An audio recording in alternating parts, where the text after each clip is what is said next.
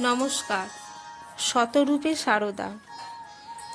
শ্রীরামকৃষ্ণ জানতেন যে যুগ প্রয়োজন সাধনের জন্য তার আবির্ভাব, তাতে তার লীলা সঙ্গিনী সারদা দেবীর ভূমিকা তার চেয়ে কোনো অংশে কম নয়, হয়তো বেশি।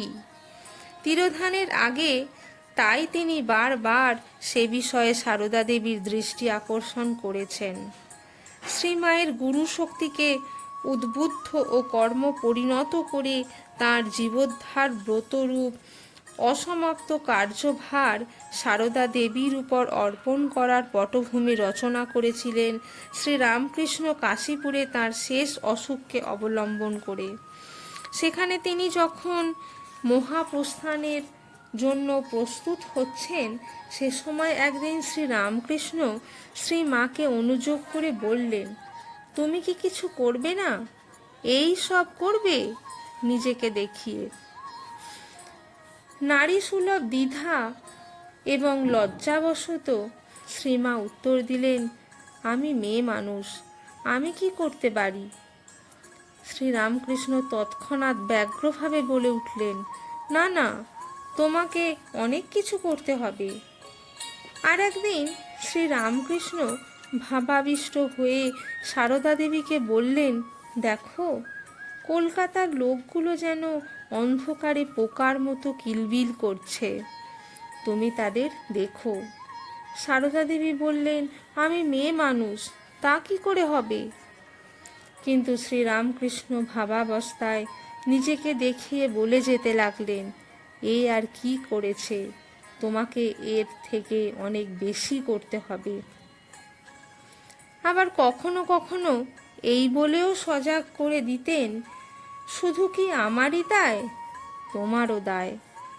পরবর্তীকালে শ্রীমা বলেছেন, যখন ঠাকুর চলে গেলেন আমারও ইচ্ছা হলো আমিও চলে যাই। তিনি দেখা দিয়ে বললেন, না, তুমি থাকো, অনেক কাজ বাকি আছে। শেষে দেখলুম তাই তো, অনেক কাজ বাকি। শ্রীমায়ের জীবনের রহস্যটি শ্রীরামকৃষ্ণ অবগত ছিলেন। শ্রীমাকে তাঁর স্বরূপ স্মরণ করিয়ে দিয়ে এবং নিজের অসমাপ্ত কাজের ভার তাঁর উপর অর্পণ করে শ্রীরামকৃষ্ণ নিশ্চিন্ত হয়েছিলেন। তাই বোধহয় শ্রীমায়ের দক্ষিণেশ্বরে আগমনের প্রথম পর্বেই তাঁর লীলা সম্পূর্ণ কর্তৃকে নিজ অন্তরে পূজা নিবেদন করে জগতের কাছে প্রতিষ্ঠিতা করার প্রয়োজন অনুভব করেছিলেন। ষোড়শী পূজার মধ্যে সেই প্রয়োজনীয় চরিতার্থতা লাভ করেছিল। এর মাধ্যমে শ্রীরামকৃষ্ণ শ্রীমাকে প্রথম প্রতিষ্ঠিত করেছিলেন বিশ্ব মাতৃত্বের বেদিতে। শুধু প্রতিষ্ঠার প্রয়োজনই নয়, স্বামীজির ভাষায়, যার আবির্ভাবে সমগ্র ভারতে এক নতুন যুগের সূচনা হয়েছে, সেই শক্তির আনুষ্ঠানিক উদ্বোধনও আবশ্যক ছিল। তাই ষোড়শী পূজার সময় শ্রীমাকে দেবীর আসনে বসিয়ে শ্রীরামকৃষ্ণ প্রার্থনা মন্ত্র উচ্চারণ করেছিলেন, হে বালে, হে সর্বশক্তির অধীশ্বরী মাতো, ত্রিপুরা সুন্দরী, সিদ্ধিদ্বার উন্মুক্ত করো। ইহার শরীর মনকে পবিত্র করিয়া ইহাতে আবির্ভূত হইয়া সর্বকল্যাণ সাধন করো।